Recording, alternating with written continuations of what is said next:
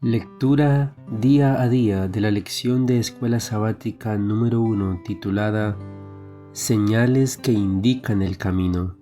Cordialmente les damos la bienvenida a este video y a un programa donde leeremos la lección de Escuela Sabática junto con los textos de la semana y un fragmento del comentario de la hermana Elena G. de White. Cada día encontraremos una promesa eterna que nos acercará al cielo. Les invitamos a que compartan este video para que todos seamos portadores de luz y esperanza. Vamos a orar para comenzar. Padre Santo que estás en el cielo, gracias Dios por la oportunidad que nos das de compartir tu palabra. En este momento, Dios, nos ponemos en tus manos de amor, misericordia y sabiduría para comprender lo que has de enseñarnos. En el nombre de Jesús. Amén. Sábado 28 de septiembre. Señales que indican el camino. Para memorizar. También hizo Jesús muchas otras señales, en presencia de sus discípulos, que no están escritas en este libro, pero estas fueron escritas para que ustedes crean que Jesús es el Cristo, el Hijo de Dios, y para que creyendo tengan vida por medio de él. Juan 20, 30 y 31. ¿Por qué escribió Juan su evangelio? ¿Quería enfatizar los milagros de Jesús o algunas de las enseñanzas específicas del Maestro? ¿Por qué escribió lo que escribió? Bajo el poder y la influencia del Espíritu Santo, Juan explica por qué. Dice que aunque se podrían escribir muchas cosas más sobre la vida de Cristo, los relatos que incluyó se escribieron para que ustedes crean que Jesús es el Cristo, el Hijo de Dios, y para que creyendo tengan vida por medio de él. Juan 20:31. Esta semana vamos a examinar en Juan algunos de los primeros milagros de Jesús, desde cómo convirtió el agua en vino en una boda hasta cómo devolvió la salud al hijo enfermo de alguien, pasando por la curación del hombre en el estanque de Betesda. Juan llama señales a estos milagros. No se refiere a algo como una señal en la calle, sino a un acontecimiento milagroso que señala hacia una realidad más profunda.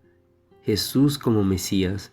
En todos estos relatos vemos ejemplos de personas que respondieron por fe, y sus ejemplos nos invitan a hacer lo mismo. Comentario de Elena G. de White.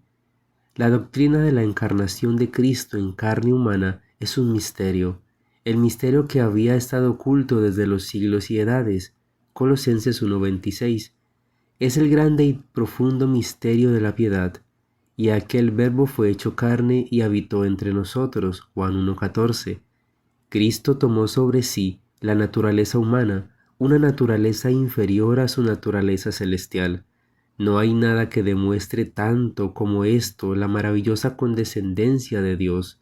De tal manera amó Dios al mundo, que ha dado a su Hijo unigénito. Juan 3:16. Juan presenta este admirable tema con tal sencillez que todos pueden captar las ideas expuestas y ser iluminados. Mensajes Selectos, tomo 1, página 289 y 290. Domingo 29 de septiembre. La boda de Caná. Lee Juan 2, 1 al 11. ¿Qué señal hizo Jesús en Caná y cómo ayudó así a sus discípulos a creer en él? Juan 2, 1 al 11 nos dice: Al tercer día se hicieron unas bodas en Caná de Galilea, y estaba allí la madre de Jesús, y fueron también invitados a las bodas Jesús y sus discípulos. Y faltando el vino, la madre de Jesús le dijo: No tienen vino. Jesús le dijo: ¿Qué tienes conmigo, mujer? Aún no ha venido mi hora. Su madre dijo a los que servían: Haced todo lo que os dijere. Y estaban allí 6 tinajas de piedra para agua, conforme al rito de la purificación de los judíos, en cada una de las cuales cabían 2 o 3 cántaros.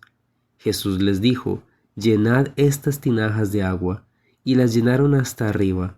Entonces les dijo: Sacad ahora y llevadlo al maestresala, y se lo llevaron. Cuando el maestresala probó el agua hecha vino, sin saber él de dónde era, aunque lo sabían los sirvientes que habían sacado el agua, llamó al esposo y le dijo: todo hombre sirve primero el buen vino, y cuando ya han bebido mucho, entonces el inferior, mas tú has reservado el buen vino hasta ahora. Este principio de señales hizo Jesús en Caná de Galilea, y manifestó su gloria, y sus discípulos creyeron en él. Ver a Jesús realizar el milagro de convertir el agua en vino fue una evidencia favorable a la decisión de los discípulos de seguirlo. ¿Cómo no habría de ser esa una poderosa demostración de que Él procedía en verdad de Dios? Probablemente no estaban hasta entonces preparados para entender quién era Él realmente. Moisés era el líder de los israelitas y sacó a Israel de Egipto mediante muchas señales y milagros. Fue a él a quien Dios utilizó para liberar a Israel de los egipcios. Fue, en cierto sentido, su Salvador. Dios profetizó a través de Moisés que vendría un profeta que sería como Moisés. Dios pidió a Israel que lo escuchara. Ese profeta era Jesús. Y en Juan 2, Jesús realizó su primera señal, que a su vez se remontaba a la liberación de los hijos de Israel de Egipto. El río Nilo era un recurso clave y una deidad para los egipcios. Una de las plagas iba dirigida al río, sus aguas se convertirían en sangre. En Caná, Jesús realizó un milagro similar, pero en lugar de convertir el agua en sangre, la convirtió en vino. El agua procedía de 6 tinajas utilizadas para la purificación en los rituales, lo que vincula aún más el milagro con los temas bíblicos de la salvación. Al relatar el incidente de la conversión del agua en vino y remitirse así al Éxodo, Juan señalaba a Jesús como nuestro libertador. ¿Qué pensó el encargado del banquete acerca del vino sin fermentar que le proporcionó Jesús? En efecto, lo sorprendió la calidad de la bebida. Y puesto que ignoraba el milagro que Jesús había obrado, pensó que habían dejado lo mejor para el final. El término griego oinos se utiliza tanto para el zumo de uva fresco como para el fermentado. Ver el Diccionario Bíblico Adventista del Séptimo Día, página 1206. Elena de White afirma que el zumo resultante del milagro no era alcohólico. Véase en Bodas de Caná, en el deseado de todas las gentes, página 123. Sin duda, quienes sabían lo que había sucedido estaban asombrados. ¿Qué razones tienes para seguir a Jesús? Se nos han dado muchas, ¿verdad? Comentario de Elena G. de White. Cristo no se acercó a los cántaros ni tocó el agua, simplemente los miró, y con solo eso se convirtió en el puro jugo de la vid, claro y purificado. ¿Qué efecto tuvo este milagro? Sus discípulos creyeron en él. Mediante este milagro Cristo también dio evidencia de su misericordia y compasión. Manifestó que se preocupaba por las necesidades de los que le seguían para escuchar sus palabras llenas de conocimiento y sabiduría. Cada día con Dios, página 364. Lunes 30 de septiembre, la segunda señal en Galilea. Durante todo su ministerio terrenal, Jesús realizó milagros que ayudaron a la gente a creer en él. Juan registró estos milagros para que otros también creyeran en Jesús. Lee Juan 4, 46 al 54. ¿Por qué hace el evangelista una conexión con el milagro de las bodas? Vino pues Jesús otra vez a Caná de Galilea, donde había convertido el agua en vino, y había en Capernaum un oficial del rey, cuyo hijo estaba enfermo. Cuando oyó que Jesús había llegado de Judea a Galilea, vino a él y le rogó que descendiese y sanase a su hijo, que estaba a punto de morir. Entonces Jesús le dijo: si no viereis señales y prodigios, no creeréis. El oficial del rey le dijo: Señor, desciende antes que mi hijo muera. Jesús le dijo: ve, tu hijo vive. Y el hombre creyó la palabra que Jesús le dijo y se fue. Cuando ya él descendía, sus siervos salieron a recibirle y le dieron nuevas diciendo: tu hijo vive. Entonces él les preguntó a qué hora había comenzado a estar mejor, y le dijeron: ayer a las 7 le dejó la fiebre. El padre entonces entendió que aquella era la hora en que Jesús le había dicho, tu hijo vive, y creyó él con toda su casa. Esta segunda señal hizo Jesús cuando fue de Judea a Galilea. Al relatar la segunda señal que hizo Jesús en Galilea, Juan remite a la primera, la de las bodas de Caná. Juan parece decir, las señales que hizo Jesús les ayudarán a comprender quién es Él. Luego añade, esta fue una segunda señal que hizo Jesús cuando volvió de Judea a Galilea. Juan 4:54. Al principio, la respuesta de Jesús a la súplica del noble puede parecer dura. Sin embargo, este funcionario había hecho de la curación de su hijo el criterio para creer en Jesús. Jesús leyó su corazón e identificó la enfermedad espiritual que era más profunda que la dolencia mortal de su hijo. Como un rayo caído del cielo, el hombre reconoció de repente que su pobreza espiritual podía costarle la vida a su hijo. Es importante reconocer que los milagros no demostraron por sí mismos que Jesús era el Mesías. Otros han realizado milagros. Algunos fueron verdaderos profetas, otros falsos. Los milagros solo revelan la existencia de lo sobrenatural, pero no significan necesariamente que Dios sea quien los hace. Satanás puede hacer milagros, si por ello entendemos actos sobrenaturales. El noble, angustiado, se entregó a la misericordia de Jesús, suplicándole que curara a su hijo. La respuesta de Jesús fue tranquilizadora. Le dijo, ve, tu hijo vive. Aunque el verbo griego está conjugado en tiempo presente en el original, vive, algunas versiones lo traducen como futuro, vivirá, pues se trata de lo que en gramática griega recibe el nombre de presente futurista, usando para describir un acontecimiento futuro, pero tan seguro como si ya estuviera sucediendo. El hombre no se apresuró a volver a su casa, sino que, como evidencia de su fe en Jesús, llegó a casa al día siguiente y descubrió que la fiebre había abandonado a su hijo el día anterior, exactamente cuando Jesús había dicho esas palabras. ¡Qué razón tan poderosa para creer en Jesús! Aunque viéramos un milagro, ¿qué otros criterios debemos tener en cuenta antes de suponer automáticamente que proviene de Dios? Comentario de Elena G. de White. Y como Jacob prevaleció, el Salvador no puede apartarse del alma que se aferra a él invocando su gran necesidad. Ve, le dijo, tu hijo vive. El noble salió de la presencia de Jesús con una paz y un gozo que nunca había conocido antes. No solo creía que su hijo sanaría, sino que con firme confianza creía en Cristo como su Redentor.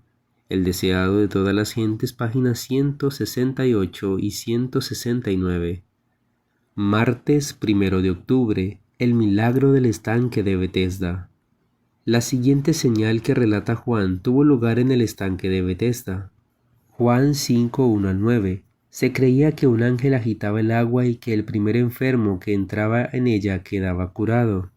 En consecuencia, los pórticos del estanque estaban abarrotados de personas que esperaban ser curadas.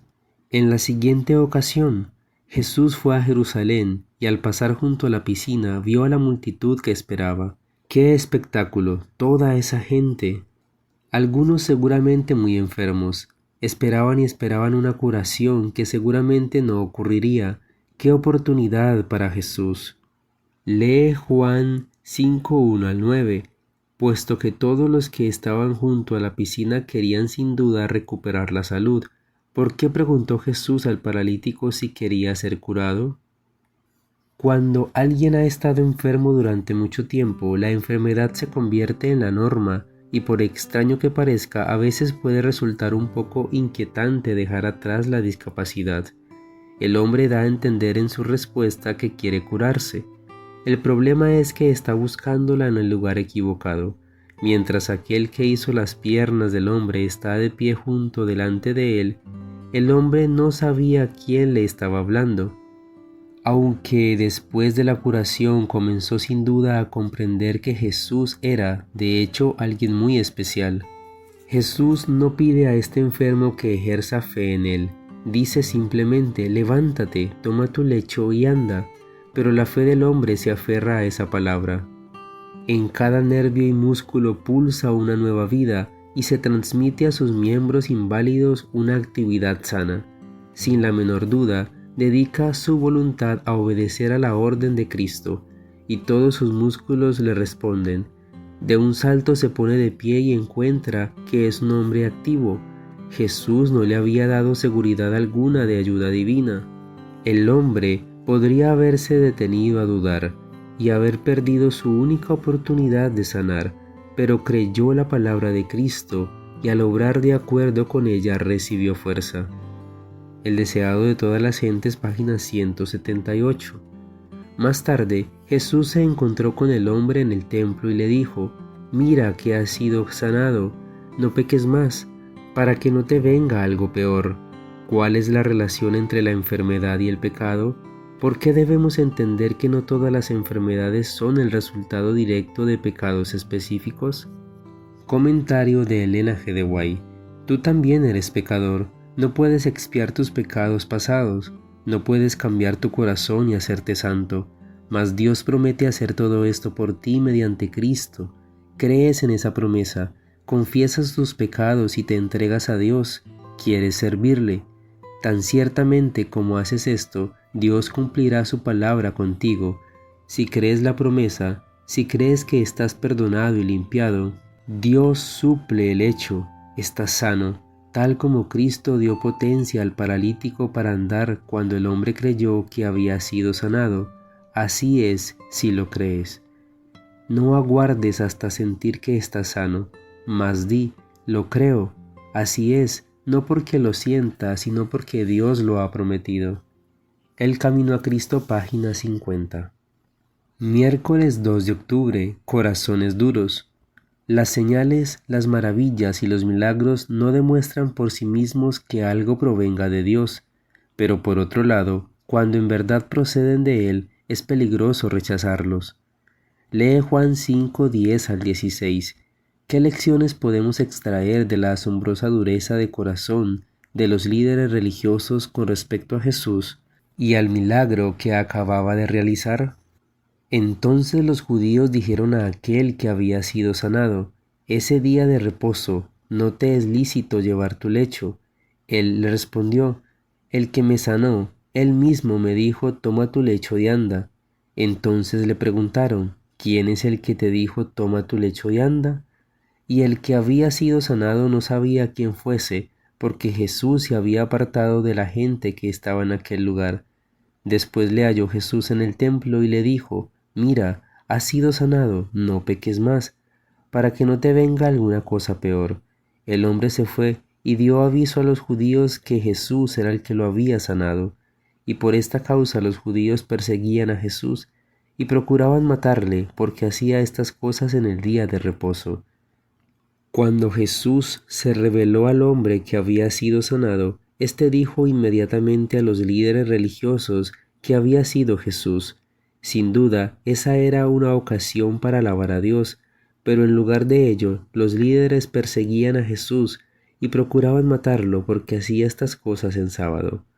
Las curaciones eran permitidas en sábado, solo en casos de emergencia. Este hombre habría estado incapacitado durante 38 años, por lo tanto, su curación no era una emergencia. Además, ¿qué necesidad había de que cargara con su lecho? Alguien con el poder de Dios para realizar tal milagro también sabía sin duda que no estaba permitido cargar una esfera en el día de reposo. Claramente, Jesús estaba tratando de llevarlos a verdades bíblicas más profundas, más allá de las reglas y las regulaciones humanas que en algunos casos habían sofocado la verdadera fe. ¿Qué enseñan estos otros relatos acerca de cuán espiritualmente obcecadas pueden ser las personas a pesar de las evidencias? Lee Juan 9:1 al 16, Marcos 3:22 y 23, Mateo 12:9 al 14. Marcos 3:22 y 23 nos dice: pero los escribas que habían venido de Jerusalén decían que tenían a Beelzebú, y que por el príncipe de los demonios echaba fuera a los demonios, y habiéndolos llamado les decía en parábolas: ¿Cómo puede Satanás echar fuera a Satanás? Mateo 12, 9 al 14.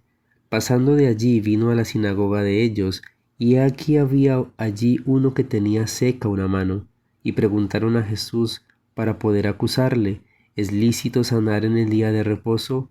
Él les dijo: ¿Qué hombre habrá de vosotros que tenga una oveja, y si ésta cayere en un hoyo en día de reposo, no le eche mano y la levante? Pues, ¿cuánto más vale un hombre que una oveja? Por consiguiente, es lícito hacer el bien en los días de reposo. Entonces dijo a aquel hombre: extendí tu mano. Y él la extendió, y le fue restaurada sana como la otra. Y salidos los fariseos tuvieron consejo contra Jesús para destruirle. ¿Cómo podían estar tan ciegos estos líderes religiosos? La respuesta más probable es que ello se debía a sus corazones corruptos, a su falsa creencia de que el Mesías los libraría de Roma, y a su amor al poder y la falta de consagración a Dios. Todo esto contribuyó a que rechazaran la verdad que tenían delante. Lee Juan 5:38 al 42. ¿Cuál fue la advertencia de Jesús? ¿Qué podemos aprender de estas palabras? Es decir, ¿qué puede haber en nosotros que nos impida percibir las verdades que necesitamos conocer y aplicar en nuestra vida? El texto nos dice: ni tenéis su palabra morando en vosotros, porque a quien Él envió, vosotros no creéis. Escudriñad las Escrituras, porque a vosotros os parece que en ellas tenéis la vida eterna, y ellas son las que dan testimonio de mí. Y no queréis venir a mí para que tengáis vida. Gloria de los hombres no recibo, mas yo os conozco que no tenéis amor de Dios en vosotros. El lenguaje inequívoco atestiguó su consideración por la ley de Jehová. No penséis que he venido para abrogar la ley o los profetas. No he venido para abrogar, sino para cumplir. Porque de cierto os digo que hasta que perezca el cielo y la tierra, ni una jota ni una tilde perecerá de la ley, hasta que todas las cosas sean hechas. Mateo 5:17, Profetas y Reyes, página 183. Jueves 3 de octubre, las afirmaciones de Jesús. El milagro del estanque de Betesda brindó a Juan una excelente oportunidad para destacar quién es Jesús.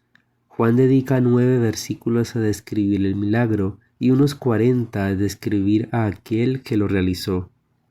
Lee Juan 5:16 al 18. ¿Por qué persiguieron a Jesús tras el milagro que hizo en sábado? Juan 5:16 al 18 nos dice: y por esta causa los judíos perseguían a Jesús y procuraban matarle, porque hacía estas cosas en el día de reposo. Y Jesús les respondió: mi Padre hasta ahora trabaja, y yo trabajo.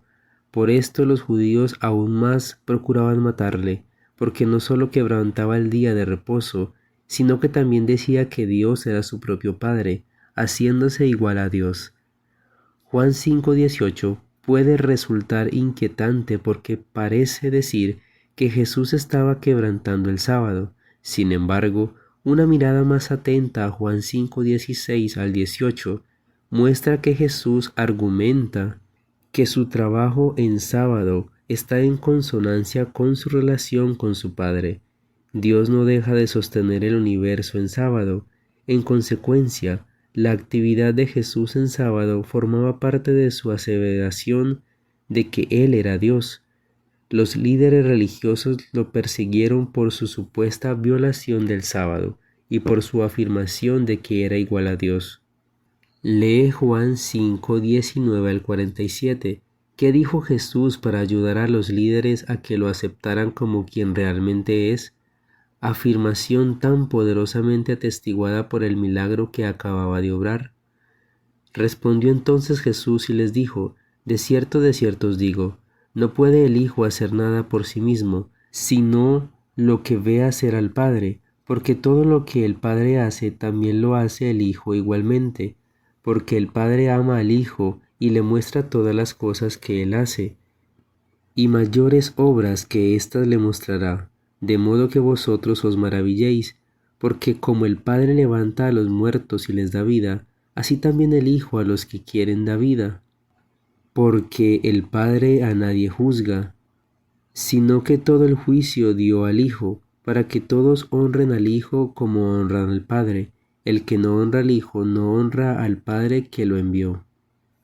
Jesús defiende sus acciones en 3 pasos. En primer lugar, explica su íntima relación con el Padre, indica que Él y su Padre actúan en armonía, hasta el punto de que Jesús tiene el poder tanto de juzgar como de resucitar a los muertos. Juan 5, 25 al 30. En segundo lugar, Jesús llama a 4 testigos en rápida sucesión para que corroboren su afirmación. Juan el Bautista, Juan 5, 31 al 35. Los milagros que hace Jesús, Juan 5, 36. El Padre, Juan 5, 37 al 38. Y las Escrituras, Juan 5, 39. Cada uno de estos testigos da testimonio en favor de Jesús. Por último, en Juan 5, 40 al 47, Jesús pone delante de sus acusadores la condena contra ellos mismos, revelando el contraste entre su ministerio y el egoísmo de ellos. La condena, dice, provendrá de Moisés, aquel en quien han puesto sus esperanzas. ¿Cómo podemos tener cuidado de no caer en la trampa de creer en Dios e incluso tener doctrinas correctas sin rendirnos plenamente a Cristo? Comparte tu respuesta el sábado con tu clase. Comentario de Elena G. de White. Si mantenemos al Señor constantemente delante de nosotros, permitiendo que nuestros corazones expresen el agradecimiento y la alabanza a Él debidos, tendremos una frescura perdurable en nuestra vida religiosa. Nuestras oraciones tomarán la forma de una conversación con Dios. Como si habláramos con un amigo, Él nos dirá personalmente sus misterios. A menudo nos vendrá un dulce y gozoso sentimiento de la presencia de Jesús.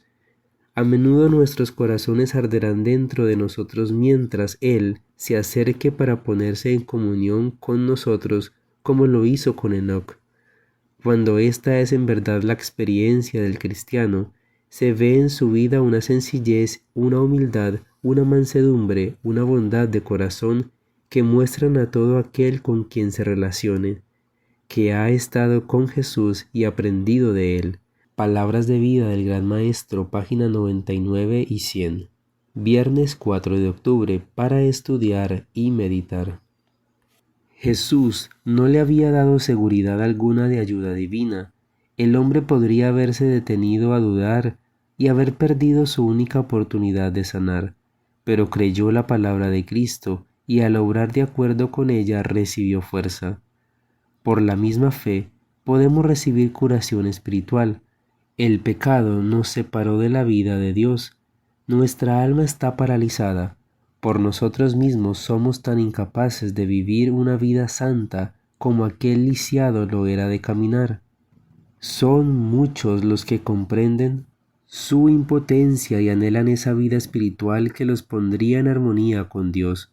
Luchan en vano para obtenerla. En su desesperación claman: «Miserable hombre de mí, ¿quién me librará del cuerpo de esta muerte?». Alcen la mirada a estas almas que luchan, presa de la desesperación. El Salvador se inclina hacia el alma adquirida por su sangre, diciendo con inefable ternura y compasión: «¿Quieres ser sano?». Él os invita a levantaros llenos de salud y paz. No esperéis hasta sentir que sois sanos.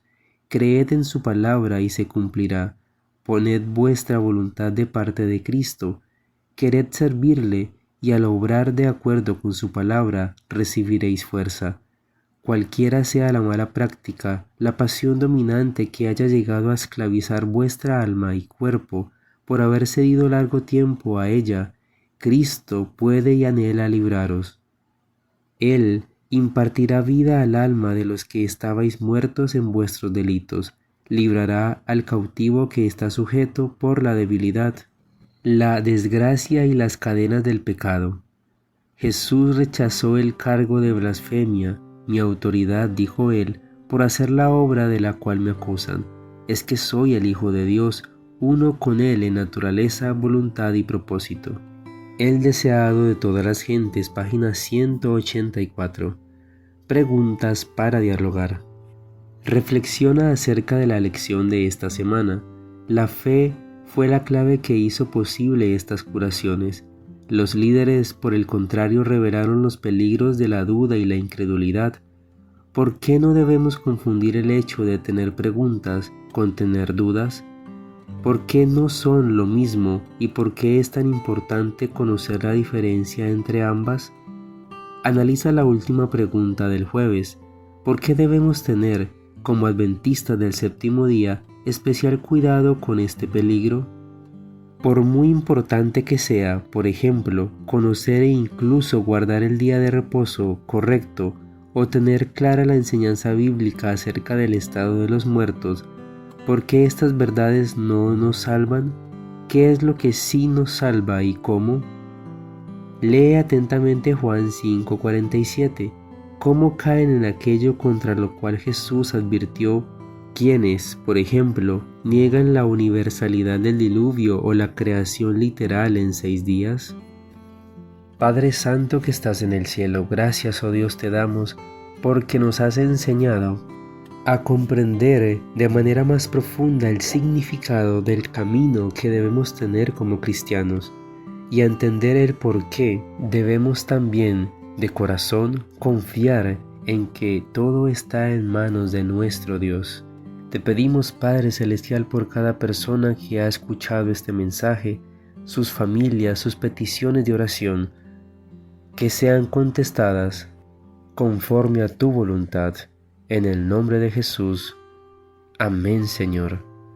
Mis apreciados hermanos, les invitamos a que compartan este material con sus amigos, contactos, con su familia, para que juntos estudiemos la lección de escuela sabática cada semana. Una lectura que nos ayudará a comprender y a entender mensajes por medio del libro de Juan en este trimestre. Dios te bendiga y Dios te guarde.